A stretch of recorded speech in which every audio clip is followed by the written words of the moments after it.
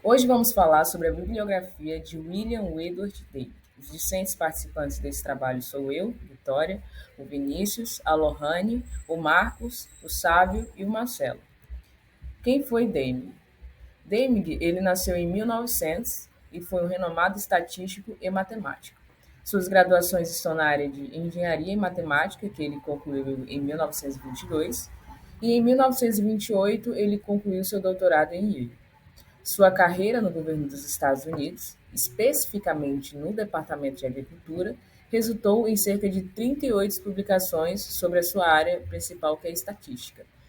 Entre as décadas, de 30 e 50, ele ocupou diversos cargos, destacando-se principalmente como professor especial no Departamento Nacional de Padronização. Suas principais contribuições, as mais notáveis, incluem o livro O Ajustamento Estatístico de Dados, que foi lançado em 1943, e várias palestras e conferências estatísticas e matemáticas, influenciando de forma significativa na gestão e na melhoria de processos em diversos setores, consolidando o seu papel fundamental nessas áreas.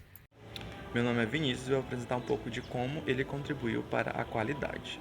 É, Ele sempre estava buscando, o Demi, melhorias significativas dentro dos processos dos Estados Unidos, principalmente durante o período da Segunda Guerra Mundial e o período posterior a ele, que foi o início da década de 50. Nisso, ele recebeu um convite pelo JUICE, que é uma união de cientistas e engenheiros japoneses, onde ele pôde fazer palestras e algumas conferências e pôde apresentar para eles as suas ideias que ele tinha criado, né?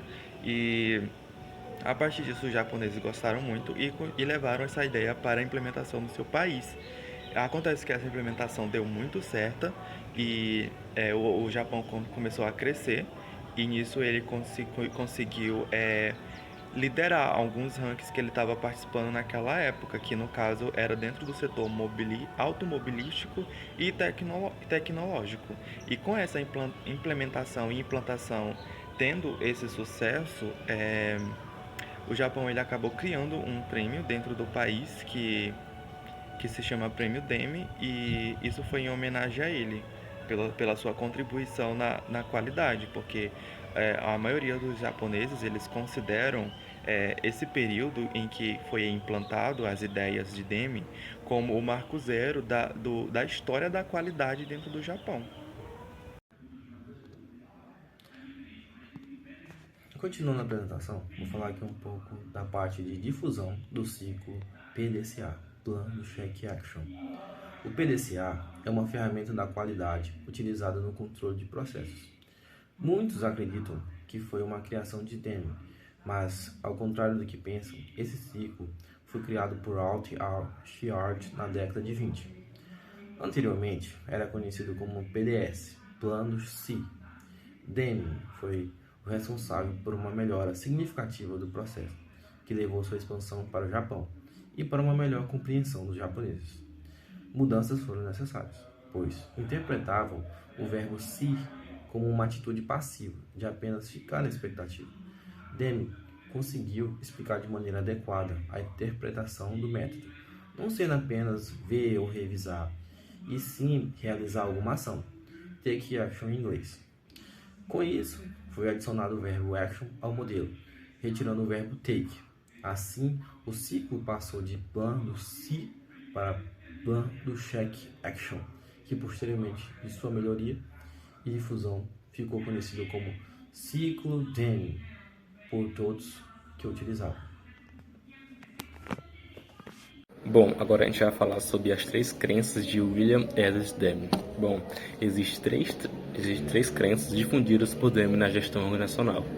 São elas constância de finalidade, a melhoria constante e conhecimento profundo, cuja essas diretrizes são traduzidas em seus 14 principais qualidades, separadas em 14 qualidades.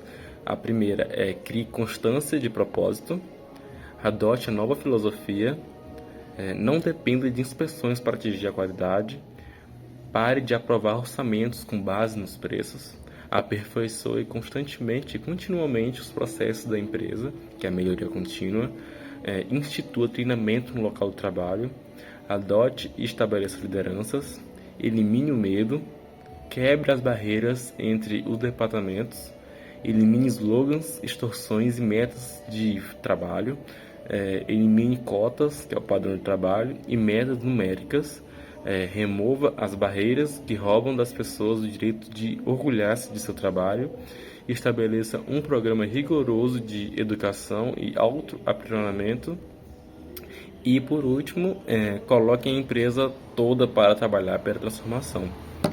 Essas são as 3 crenças de William Edwards.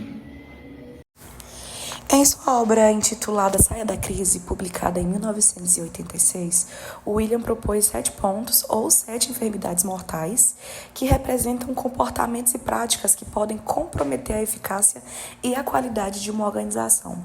No primeiro ponto, nós temos a falta de constâncias no propósito, onde ele diz que quando a empresa ela não mantém um foco claro e consistente em seus objetivos de longo prazo, isso pode levar a muitas confusões e também mudanças constantes. No segundo tópico, nós temos a ênfase nos ganhos de curto prazo, que é quando a empresa está mais preocupada em obter lucros rápidos e ignora decisões e investimentos que seriam benéficos a longo prazo. Na terceira enfermidade, nós temos a avaliação de desempenho e classificação por mérito.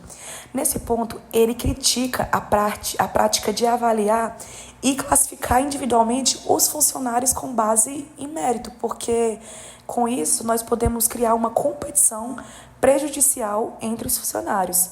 Como quarto ponto, nós temos a rotatividade dos executivos. E nesse ponto, ele se refere à troca constante de líderes na empresa, que faz com que prejudique a estabilidade e a capacidade de desenvolver estratégias a longo prazo.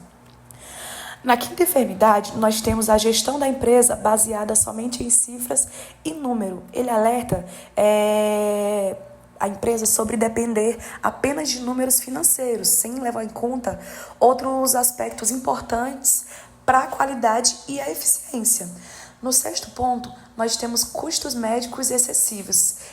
Nesse ponto, ele aponta para o desperdício associado a práticas inadequadas na área da saúde. E ele defende a importância de aplicar medidas preventivas para que possamos reduzir os custos médicos desnecessários. No sétimo e último ponto, nós temos os custos excessivos de garantia.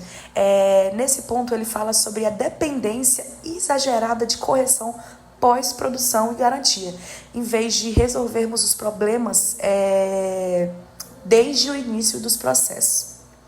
Esses 7 pontos apontados pelo William, eles destacam como práticas inadequadas podem prejudicar uma empresa, e ele enfatiza a necessidade de focar em objetivos constantes, qualidade a longo prazo e abordagens mais abrangentes na gestão. Então, pessoal, para a gente finalizar aqui a nossa apresentação, como meus colegas vieram frisando, foi graças ao empenho de William Edwards que houve diversas melhorias no processo de qualidade no mundo.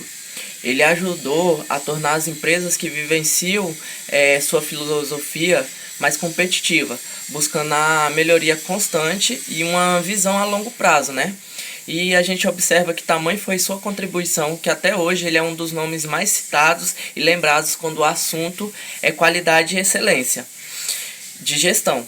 Além disso, deixou diversas contribuições ao redor do mundo. E vale lembrar que existe inclusive uma fundação que carrega seu nome, E que busca enriquecer a sociedade por meio da sua filosofia. É isso.